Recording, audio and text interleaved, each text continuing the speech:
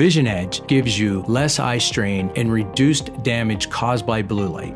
We like to call Vision Edge sunscreen for the eye. It all starts with your highest level of visual performance, only achievable through scientifically proven Vision Edge.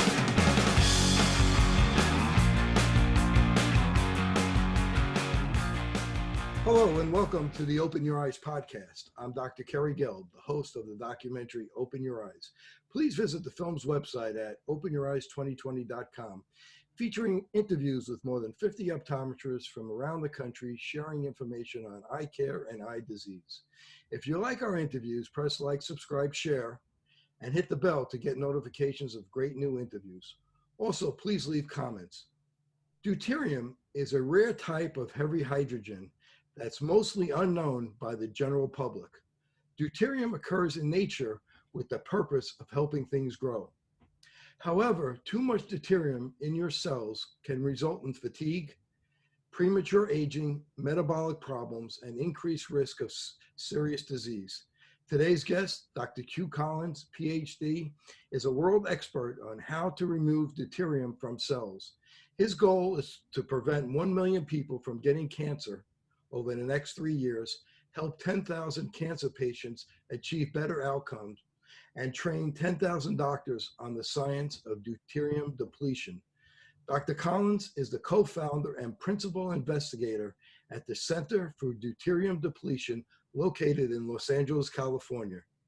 The first clinic in the world to use deuterium and tracer technologies to describe and follow athletic performance, as well as health status of patients with metabolic disorders such as cancer, diabetes, and autoimmune disorders. Welcome, Dr. Collins. Well, thank you very much, Dr. Gelb. I appreciate it.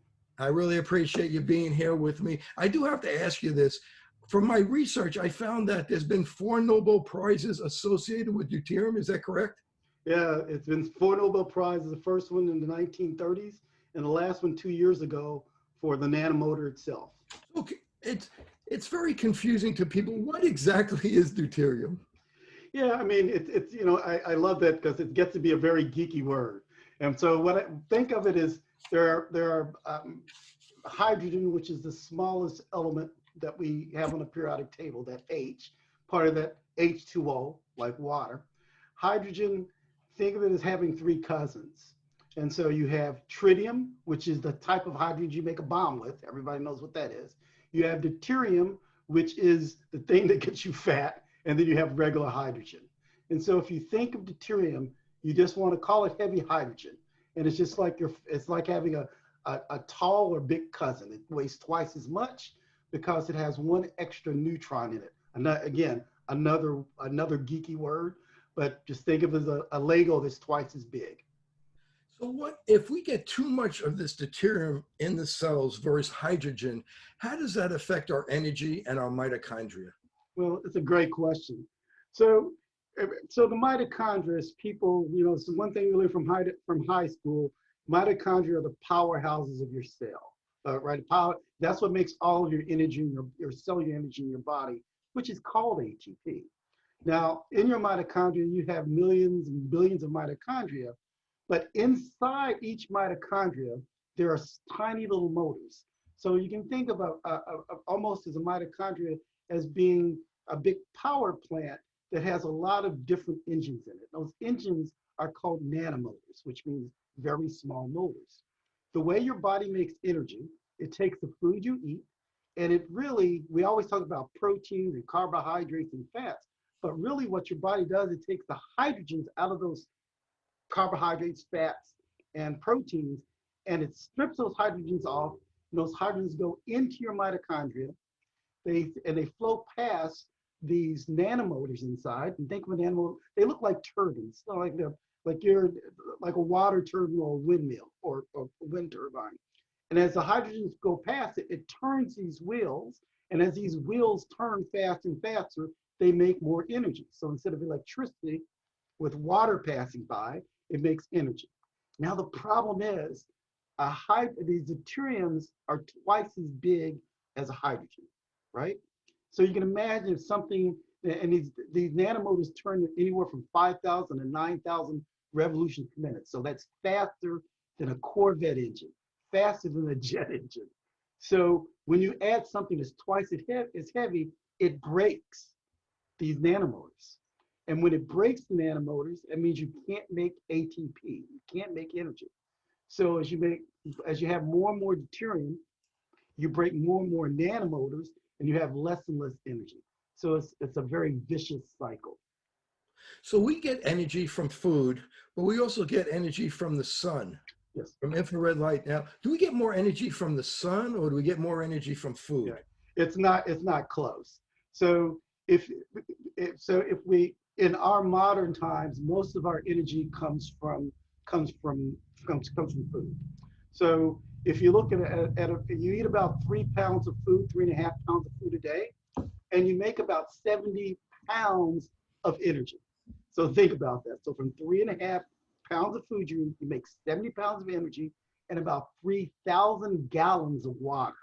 And that's the water that's used up, those hydrogens and oxygen that are used up in all the biochemical things that you do.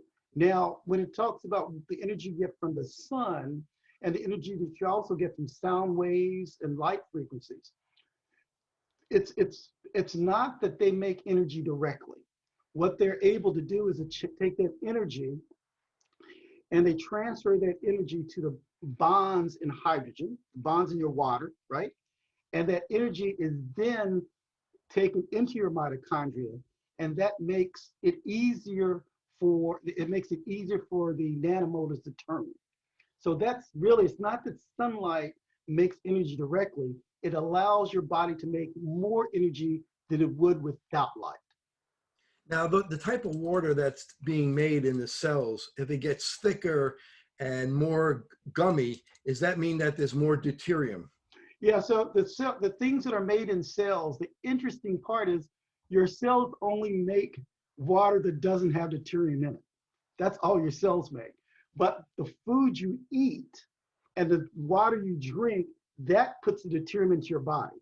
So your body doesn't make deuterium-laden water inside your mitochondria because your mitochondria will break first, right? I just said those nanomotors will break. And so if those nanomotors can't turn, then it can't let deuterium into those cells, inside the mitochondria, if you follow me. Mm-hmm. Okay? So your body doesn't make deuterium, your body doesn't want to make any of this stuff. It all comes from outside and what you consume. Now, the manager of the Minnesota Twins, Rocco Bordelli, he has a mitochondrial disease. Yeah. And is it because there's a deuterium issue that he has this disease? So there's two ways. The answer is, so when we think about mitochondrial diseases, we're getting better and better at understanding it. So if you look at cancer, diabetes, a lot of eye disease, they actually are mitochondrial diseases. So because they're all metabolic disorders. But yes, so there are two really types. There's a genetic disorder where you're going to have what he may have, which means certain enzymes in your metabolic pathways aren't there and don't work. And so that means your mitochondria therefore can't use all the food that you're eating. So maybe it only can depend on carbohydrates and eating sugars. And as we know, once you get a metabolic, eating too many sugars is just going to make things worse. Now, as we get older, the interesting part is that we all get metabolic disease, the same mitochondrial disease. We all get it. As we get older, our mitochondria stop working. It's just like we can't run as fast as we used to, or swim as fast. Our mitochondria don't work as well as we get older. A lot of that is genetically coded. So I do believe as we're learning more, when we talk about mitochondrial disease, it really is just some people get it earlier than others. So we get energy from the sun, infrared light. How about grounding? Does that give us energy? So grounding is, when we think about grounding allows the energy to flow better. That's really what grounding does. So if you're able to have a circuit and you're able to protect that circuit, it must be grounded so the energy can move, and the energy can move to where it needs to be. And so you're grounded like a battery in a circle. The interesting thing about grounding is we talk a lot about grounding. The problem is that when you have radio waves and if you have internet, if you have an internet connection, now you're gonna love this. If you have an internet connection, you can look at your cell phone. You can't ground yourself outside because those waves stop it. So it's such an interesting concept in that grounding is good for you, except in the way that we live now, in the modern world, you can't be grounded unless you go to a beach and you're in the sun and if you want to get grounded, go to some place that you can't get a telephone signal. How about that? Are there any other types of ways that we get energy other than those types? Well, yeah, I mean, again, when you think of energy, don't think of grounding, sunlight, and those things are providing you energy. What they do is allow you to make energy better. So the only way that we really get energy is from the food we consume. That's where we get 90% of our energy. Otherwise, we could sit in the sun all day and not have to eat or gain weight instead of getting darker, right, by sitting in the sun. But it doesn't work that way. So it is something that makes it more efficient, which is also the reason why people, as why you eat less in the summertime, because it's when you're outside, it's going to allow you to be more efficient than and use the energy that you have better than if it's dark and you're inside. So that's really the way it works.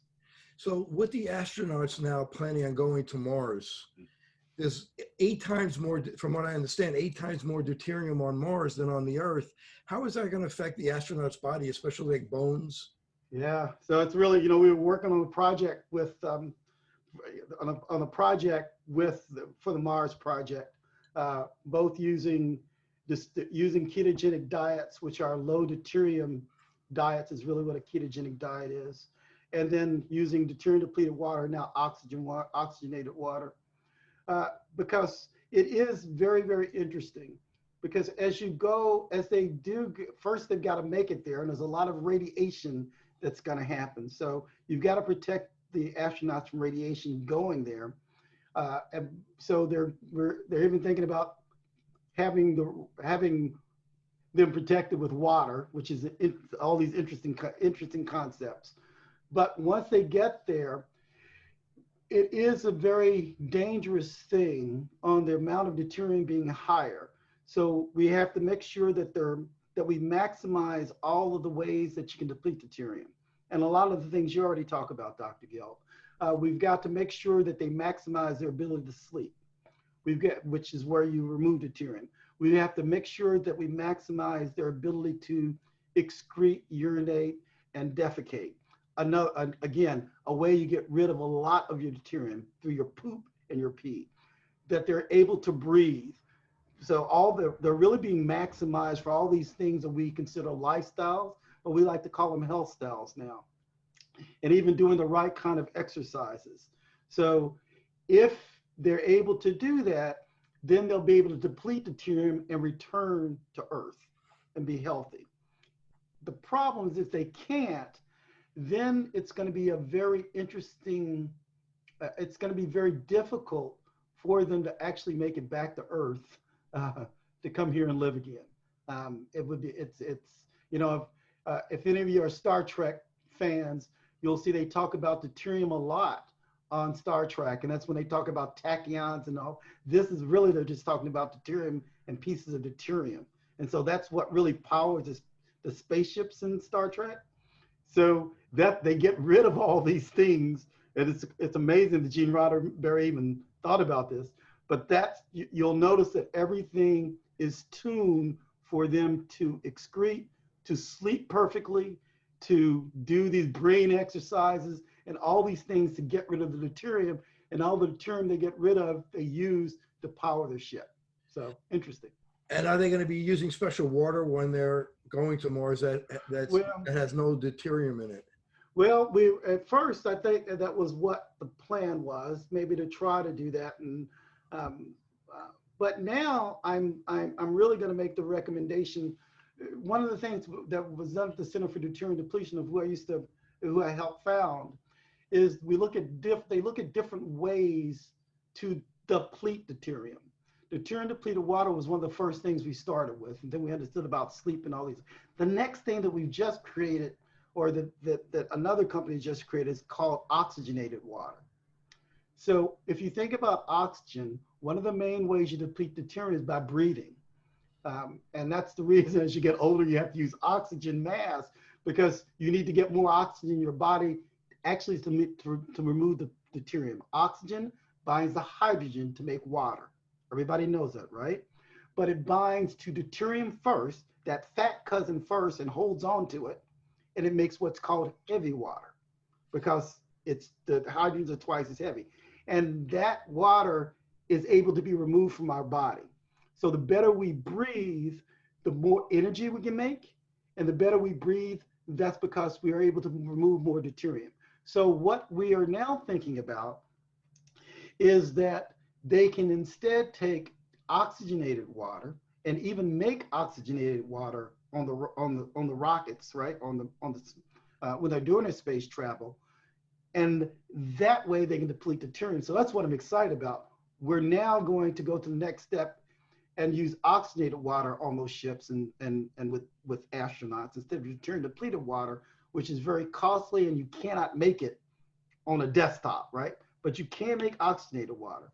And that's going to be something that's going to help them a lot. So I'm very excited about that process. And hopefully we'll start that research with them soon. And how about ozone? Yeah. Well, ozone is another way. Ozone, hyperbaric oxygen therapy. Ozone, gives you those three oxygens. And what it's going to do, it's just going to bind more hydrogens per unit volume, right? So ozone works by going into the tissues and attaching to hydrogen and pulling it out, right? That's the way it works. That's the way it kills bacteria and parasites, cancer cells. It actually binds the deuterium and pulls it out. That's really what oxygen does. And that allows the normal cell to make more energy, and the cell that is dysfunctional, it takes their ability to make energy totally away, and they die, or in the case of sick tissues, they become healthier. So, but ozone works the same way, as does molecular hydrogen and all these other things. Wow, that's fascinating. So let's talk about deuterium and disease, and how deuterium is related to disease such as like insulin resistance. Let's start there. Why do we get insulin resistance if we have too much deuterium in our cell? So what your listeners may be very interested in is that we created as we said, deuterium has had, the studies about deuterium have really won 4 Nobel Prizes. But until we invented a test about 4 or 5 years ago, gosh, time is flying, maybe 7 years ago, there was no way to measure deuterium in the body, no easy way to do it. You can measure in saliva and urine, but you couldn't measure what was in the tissues. So if you think about it, what you're looking for always is that you have that you can always think of your blood and the water part of your body as a river that your body dumps into, right? It dumps into it, and that river flows into your urine. So it's a polluted river. Polluted river is what you need to think about. Now, what you want in your tissue is less deuterium than is in the water, right? So you always want lower amounts of deuterium in your tissue. You get those lower amounts by, like I said, oxygen, eating correctly, and all these other ways. But when you can't get rid of deuterium, what happens instead is that your tissues get loaded with deuterium. And as those get loaded, it starts to change the three-dimensional structures of everything you make, including your own bones, your own enzymes, your own muscle cells. They're not shaped the same way, because you can imagine you're trying to stuff more into this little exact way it's supposed, but you're putting something that's twice as big, a deuterium in it, than a regular hydrogen. So the shape starts to mess up. That then leads to things like you're talking about metabolic syndrome and those type of things, because now you make less energy, Your enzymes are no longer as effective because they're misshapen. And even the lock and key mechanisms, the places for it to flow and go into are changed in shape so that things can't fit together. So start to get this puzzle that doesn't work anymore. That leads to this metabolic syndrome, which ultimately leads to diabetes, to ultimately turn into diabetes or heart disease, or even ocular, even some kind of eye disorders, because they all have the same basis, the same metabolic lesion. And you were talking about before we started about diabetic retinopathy and doing some research on that. If you could expand on that. Yeah, it's so great. I was telling Doc before, as a Black scientist, and there's quite frankly not a lot of us out there in the clinical sciences. One of the things that's very big in the African American community is diabetic retinopathy and things that rise out of pre-diabetes and this type of thing that you talked about, the diabetic syndrome, mainly because not only eating practices, but really having a lot more. We're understanding a lot now of having all these micro pressures on you that we're seeing a lot more come out in today's society. So now we're understanding that it's not a genetic thing. It's really an environmental thing that's been causing a lot of these underlying disparities between African American health and non-African American health. So it's very interesting that we now know it's not genetic. And this has been it's been a horrible way to experiment to find out, but at least we now know. So we were doing right before COVID hit, we're working with a group in England. And we're doing a study to show a relationship between deuterium and macular degeneration and diabetic retinopathy. And we know what we've been able to find out is for sure that people with these disorders have higher levels of deuterium in their bodies generally. We're now doing a test to see if they have higher levels of deuterium just in their eyes. So what we've been able to do now is to work with groups that already take the ocular liquids, and now we're testing those ocular liquids for deuterium. But we're working with this group that's in England, and we're using blue light in combination with deuterium depletion to reverse or slow diabetic retinopathy. And they tried it with the blue mask alone. They did a clinical trial, and it didn't work well. But when we deuterium deplete these people, at least in the few that we've already started with, it's really, really, really, really working quite effectively. So we're very promising. And the masks are interesting because you wear the mask at nighttime when you sleep, and a blue light shines through your eyelids into your eyes, and that blue light is a wavelength that turns those nanomotors in your eyes. So it's very interesting. Just like you're talking about red light on the skin, right? And near infrared and red light, yes, on the skin, but in the eye, it's blue light and not red light. It's not infrared light. It's blue light that they. It's blue light. It is so interesting for those, and they've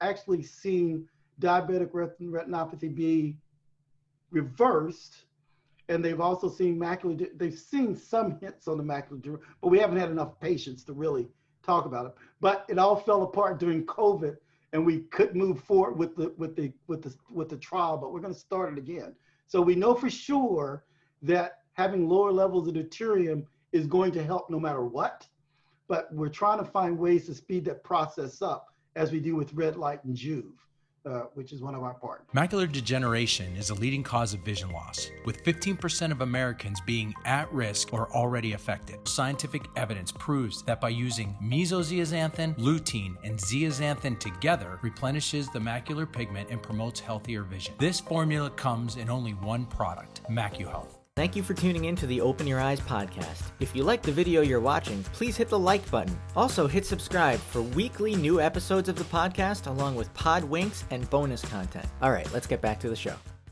And how does it affect the DNA? Well, that's a great question.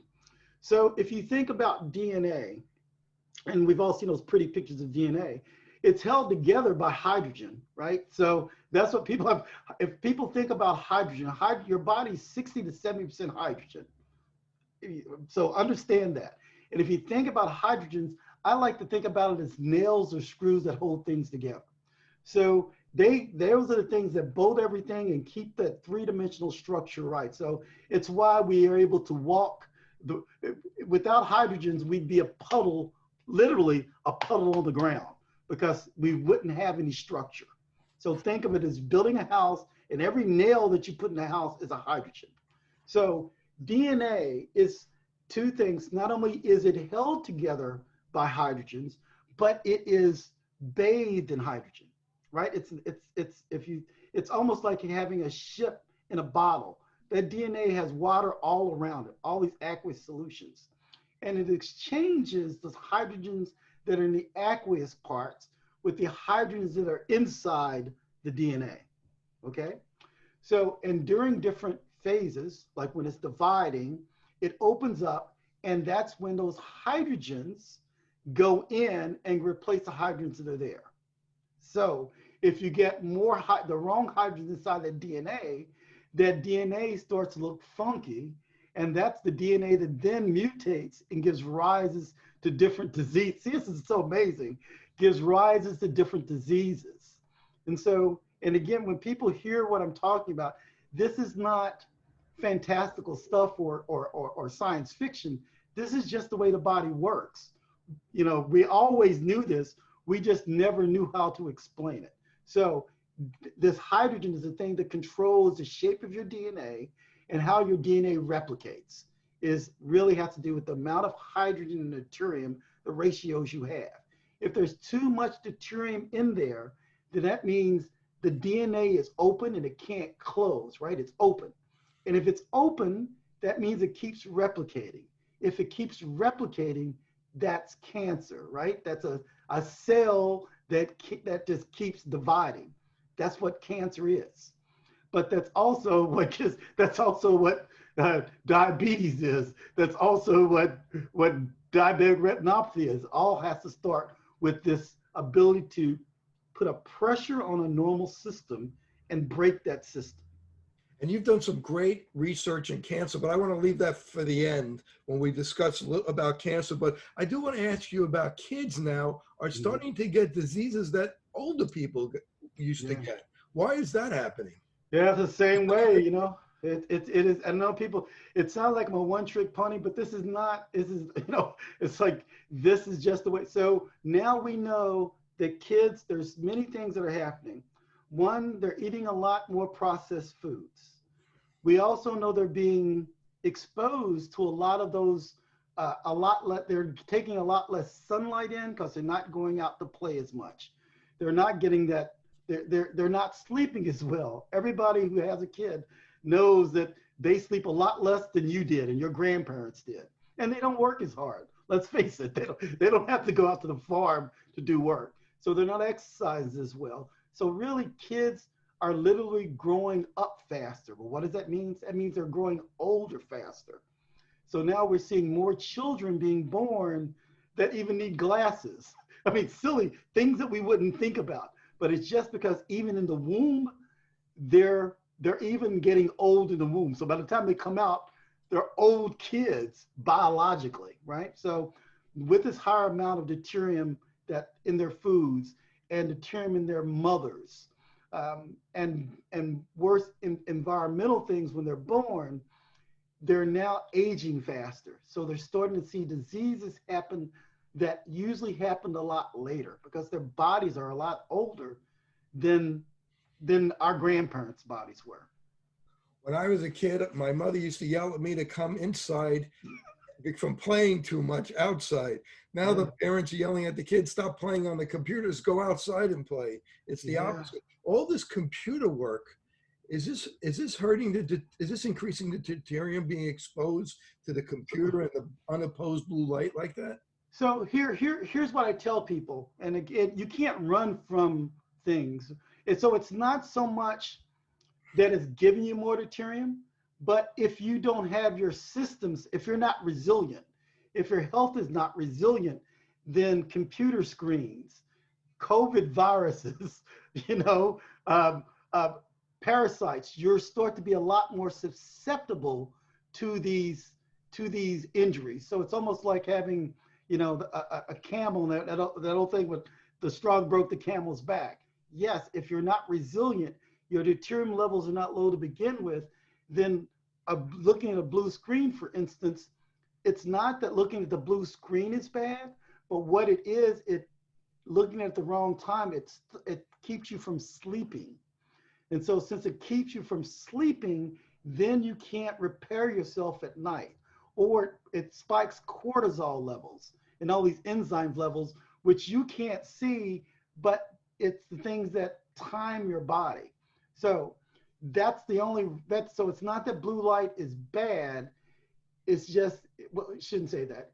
Blue light is bad, but it's worse when you don't have, when you're not healthy, when you're not strong. So just like EMF and all these other kind of things. We talked about processed food causes us to get too much deuterium.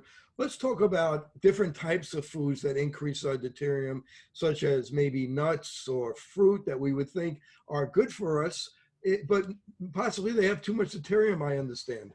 Yeah, I mean, again, I always say, you know, look, it's so interesting when we talk about fruit and the things that we live in a very consumer-oriented place. We know that now. We know that for sure. And so we've been taught, because big agriculture has taught us this, that eating fruit, a lot of fruit is the right thing to do, that it's healthy for you. Well, let's think about our grandparents, right? They didn't do this. There wasn't they didn't replace, I live in California, you know, everything wasn't oranges and apples and grown year round. So what we're doing now, and if you really think about fruit is the real reason you have fruit and only grows once a year is to grow other trees, right? A fruit would fall out of a tree, be eaten by a horse or an animal, and pooped out a mile down where another tree would grow, because they're high in deuterium. And you can know they're high in deuterium because if you leave a piece of fruit out, it will turn brown and start to grow mold. That's because mold and bacteria and those type of things need deuterium to grow. So what I'm telling people is eating some fruits okay, but eating a lot of fruits is not what our body's made to do. And the only reason we're able to eat a lot of fruit is because you're not eating all that fruit that's grown in New Jersey or California, but you're eating fruit that came from Colombia, that comes from Mexico, that comes from all around the world, so you can eat it year round. And everybody knows, eat a strawberry, it does not taste the same as it used to, because it's really it has a lot less nutrition in it, and it grows a lot faster. So it is amazing that they are able to shorten these cycles, even these fruit growing cycles, by having more deuterium in them, to where you can have a strawberry plant that instead of taking, 18, 20 weeks to grow, takes 6 weeks to grow. And they're just really deuterium bombs, because they're just loaded with stuff to make things grow fast. How about vegetables? Or I guess an avocado is a type of fruit that has low deuterium. Yeah, that's very good. So it's very, very interesting. Again, avocados is a very interesting thing, because the avocado is mostly fat, right? And that's the thing about it. It's mostly fat. So the fat in the avocado, and the avocado meat versus the avocado seed are really completely two different things. So an avocado is a little bit better. And when you look at a lot of vegetables, if something is green, that means it has chloroplasts, which is equal to our mitochondria. And if it's green, that means the fibrous part, the fiber part of it has low deuterium in it, because the water part and the seeds is the part that has the high levels of deuterium in it. So these green plants make fruit and make seeds to get rid of the deuterium. So you can eat the plants themselves are healthy, and we don't eat enough seeds to hurt us, but that's really where all the deuterium is. The green parts are good for us. So that's why a vegetable or plant-based diet with high fat is a great diet. It's okay. It's fantastic. On the other hand, eating plants that have no chlorophyll in them, that are not green, and we know what those are, the potatoes, all the things we usually talk about not being the things we want to eat. Those, on the other hand, have high levels of deuterium, and you really don't want to eat a lot of them. Like the root type vegetables. Yeah, some of the root type vegetables, again, especially potatoes, but if it's green, eat it. That's what I have to say. And with nuts, the more fat in the nuts, the better. Yeah. So that's a very good one. And when you look at nuts are great. Nuts, they're great foods. Now, what we must understand that peanuts and cashews are not nuts. They're beans. And I think most people don't understand that. They're not nuts. They're actually beans. They're loaded with deuterium. But those higher things like Brazil nuts and walnuts and pecans, fantastic foods that have a high level, high level of fat, lower levels of deuterium. Now, let me say there's a caveat to that. As we do more, as big agriculture does a lot of things, they start to take shortcuts.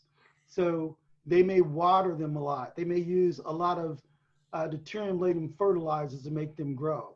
So a wild walnut tree has healthier walnuts than a farm-grow big agriculture walnut tree. Is that strange? So it's not that it's a nut, it's not only a nut, but how that nut is grown. So if it's loaded with glyphosate, it probably has a lot of deuterium in it. Yeah, glyphosate. We have a lot of patients that have had glyphosate poisoning. And what glyphosate is, glyphosates go into the plant to destroy the mitochondria. That's what they do. So by destroying the mitochondria, it keeps your DNA open, allows the deuterium to work better. We have a lot of cancer, or a lot of patients that have had glyphosate poisoning, and we have them on deuterium depletion to try to reverse that poisoning. So would you say like a keto diet would be the ideal diet, a high fat diet, or more of a carnivore diet where low deuterium type meat? Here's what's so good. I used to realize, people laugh because I'm one of the grandfathers of the ketogenic diet, but it was just serendipity. I didn't know it was low deuterium at the time. Now I understand how it works. So here's what I have to tell people. Your body doesn't care what you eat. It just wants the hydrogens, right? It wants the hydrogens. So eat a low deuterium diet. It can be a ketogenic diet. If it's a ketogenic diet or a carnivore diet, that is from animals that are free range, that don't eat grain, but eat grass. Again, it's green. It's going to be healthy for them.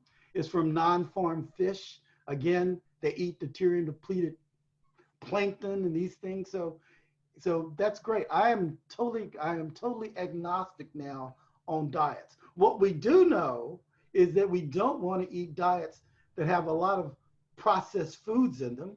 We don't want to eat diets that have a lot of sugar in them, whether that's artificial sugars or even quote, quote, natural sugars. But we do want to eat a diet that definitely has more fat in it than we usually eat.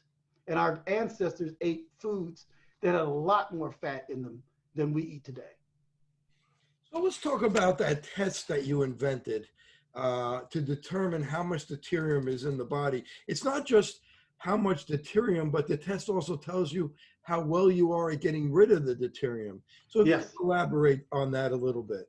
Yeah, so if you think it's a very, it seems simple now, but at the time it was, at the time when we patented it, it was incredible. So when you breathe out of everybody breathes. So when you breathe out of your mouth, we know that there's water that comes out, right? There's this water, your breath. And if you live on the East Coast or some places it gets cold, and you've been a kid, you've breathed on a glass pane that's cold and seen condensation in your breath. That condensation, a lot of the condensation has deuterium in it, right? It's the water from inside your body. So that's the water that comes out of your lungs. So part of it comes out of your lungs, but part of that is from the blood flow, and the other part is from your heart, right? That's what dumps into the lungs. So we're able to measure the deuterium in your lungs and heart using this, and we use that as a marker, as a general marker for deuterium that's in all your other tissues, but it's only a general marker. So we can take the difference between the deuterium that's in your tissue and the deuterium that's in your urine or saliva. Remember, that's the place you dump it to. And we can see how far apart they are, right? What's the difference between the level of one and the level of the other? As if your levels are high in your tissue and high and equal in your saliva or urine, that means you're not getting rid of it, right? It means you have too much. It's the same. It's like you've got the same garbage at your house that you have in the garbage cans. And that's the way you should think of it. If there's a big difference, if it's a lot lower in your tissue than it is in your blood, that means you're getting rid of it in your tissue. So if I look at it in your breath and say I get a measurement of say 130 parts per million, and I look at it in your urine or saliva and I see this over 150, I say, oh my God, Carrie, you're a hell of a depleter. You know, you're going to live that's why you look so good at 63. That's it. You know, I understand. I can tell you this. This is the reason it works so well for you. Then I can get a cancer patient or diabetic patient or somebody who has retinopathy, and I see that no, there's only a difference of 3. They have 150 in their tissue, and they're like 147, 148. And I go, that's the problem. We've got to be able to fix your ability to deplete deuterium. We can do it in a lot of different ways. We can do it with waters, oxygenated water, deuterium depleted water, but the same things that you talk about. Let's fix your sleep, right? That's the first thing. And that's well, doc, I don't sleep. And it's like, yeah, you know, let's fix your diet. Well, you know, but doc, I love my candy bars and donuts. Yeah, that's the problem. We've got to get those out, and just let's do this for 5 weeks, and you can see your deuterium levels go down, and you can know that after your deuterium levels go down, that everything, all those problems that you're having, those symptoms are going to start to disappear and mitigate. So, oh my God, I'm able to sleep a lot better now, doc. I feel so much, I've got a lot more energy. And you look at them like the wisest men in the world and go, yeah, you're sleeping better, you're eating better, you're living better.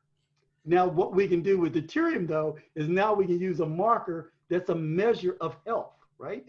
That's the neatest thing about it. There's no doubt about there is a correlation between your levels of deuterium and how healthy you are. And how does it equate with other markers such as C-reactive protein, yep, HRV, iron, that type of thing? Great question, Doc. And that's what we use. We use 26 markers, including a lot of the functional medicine markers that people use. So here's what's so awesome about starting off the right way is that if you can take one of your patients, do blood tests and everything on them today, right? Put them on deuterium depletion, they'll come back and all their blood markers are now better when they come back. And they didn't do anything else, nothing else. It's just by lowering your deuterium levels, that means your body is no longer the same body, okay? You can't do the other way around. For instance, you can't take supplements, you can feel better, but your deuterium levels won't go down. And so that's the reason it'll work for a little while and then it stops working. Now, sometimes there's a lot of deuterium in supplements. Well, very good, Doc. And again, on artificial, and when I say supplements, I really like herbal supplements, right? Supplements that are grown from plants. And you're absolutely right. Depending on supplements that are manufactured, it's just processed foods. I mean, we keep saying don't eat processed foods, and we turn around and we sell health professionals sell bottles and bottles of processed foods called supplements to you. Now, that doesn't make sense. And let me go back and say vitamins, and people say, well, what about minerals? Minerals and vitamins are not the same thing. Those are minerals and vitamins. We're talking about all the other things, and I love my brethren. You know, it's just that I would prefer that you use herbal supplements, and that is just to help something work better.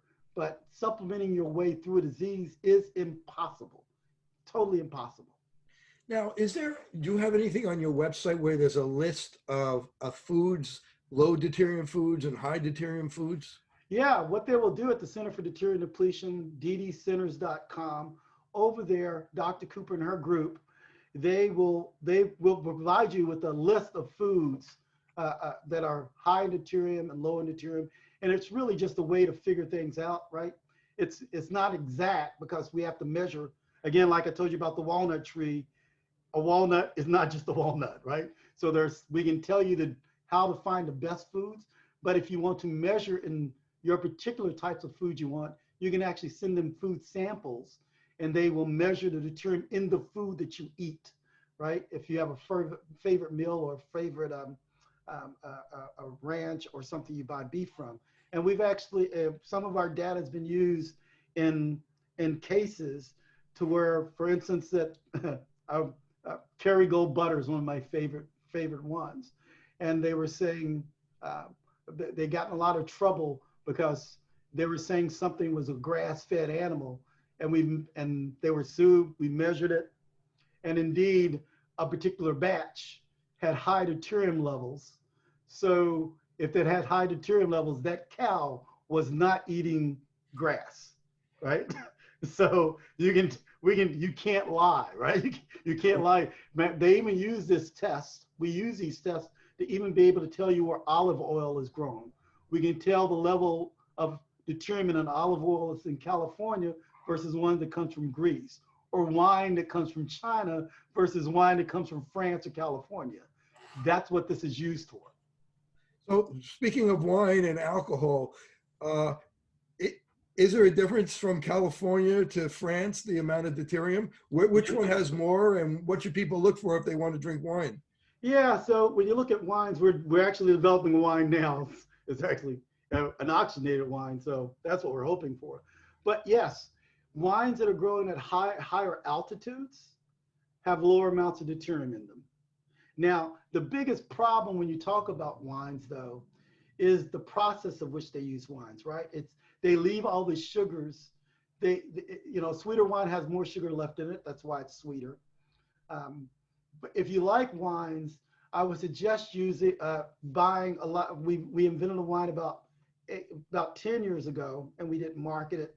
That wouldn't change your glucose, wouldn't go up, right? Now there are wines. I think there's a couple of companies that are out there that are making these low carbohydrate wines. I think one's called Staghorn. I can't remember. They're out there that they do have lines of wine that are more healthier to drink. They are more healthier to drink, and you can go online to find them.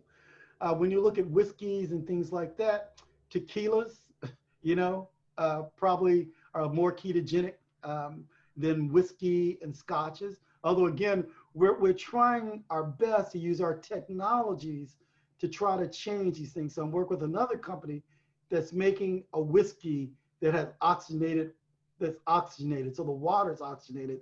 So it's going to be healthier for you. It's really kind of mind-boggling trying to engineer these foods, because what I love about people and what I've learned is that we're lazy creatures. We're only going to do so much. So it's up to us to try to make the foods and things we eat better for them, because as a doctor, you know how hard it is for you to get them to change their lifestyle choices. I know that you've mentioned different types of meats, grass-fed meats, some some brands have high deuterium, some have low. Is there any that you remember offhand, like Belcampo or that low amount of deuterium in it? Belcampo. Let me go for, and I missed. I love the people. The owner lives maybe a mile from me. So we worked with them 2 to 3 years ago, measuring all their meats when we started coming up with these ideas. And it was truly lower, very, very low. I mean, when I say this, you could tell the animals had not only do they eat grass, but they don't drink water. They don't drink water from tap water, right? They only drink from river streams, and the streams that they drink from are from mountain water from the highest mountains in California. So yeah, I mean, I was going to build a ranch, and then I met the owner and went, well, I haven't got to do that anymore. You've already done it. So it's absolutely beautiful. So Belcampo is great, but so are a lot of at the same time, they're expensive meats, but so are a lot of if they're grass-fed animals. Again, look for grass-fed animals. They are lower deuterium than animals that fed corn and grain. Look for free-range chickens, right? Free-range, non-caged chickens that go out. They may eat a little bit of grains, but most of the things they eat are worms and hacking through, eating different. They eat a lot of grass. They're just not fed in this cage 24/7 grain and corns. That's not a healthy animal. And if you eat an unhealthy animal, you become an unhealthy animal. Another thing is you want to eat fish. Fish are great for you. And you want to eat a fish that's a wild caught fish. What does that mean? Most of the fish now we're starting to see at the market are actually grown in pens at farms. Even if those pens are in the middle of the ocean, and that's what China does, right? They have these huge, huge pens that they grow fish in. It's still not free range. You're feeding them corn, octopus. They're feeding them other fish. They're feeding them things that they should not be eating. It's cheaper in the marketplace, but right beside that, if you go to Ralph's or Kroger's or any of or Wegmans, wherever you are, they will have grass-fed right beside the non-grass-fed. The grass-fed would be more expensive, but if you eat the grass-fed steak, you're going to be fuller because it satiates you better. And it's also, you're going to be healthier in the long run than eating the cheaper kind of meat. Just eat less of the more expensive meat.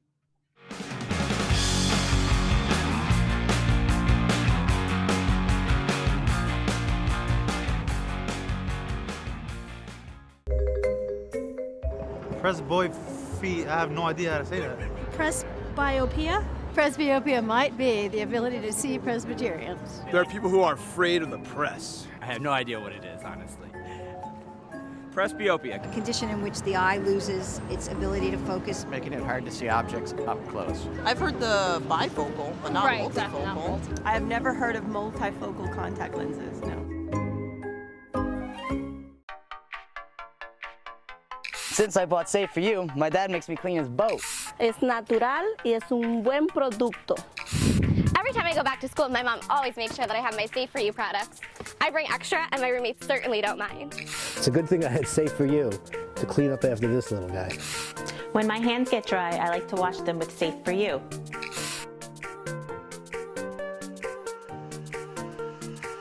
And most importantly, the reason why I buy Safe For You is because it's safe for me and you.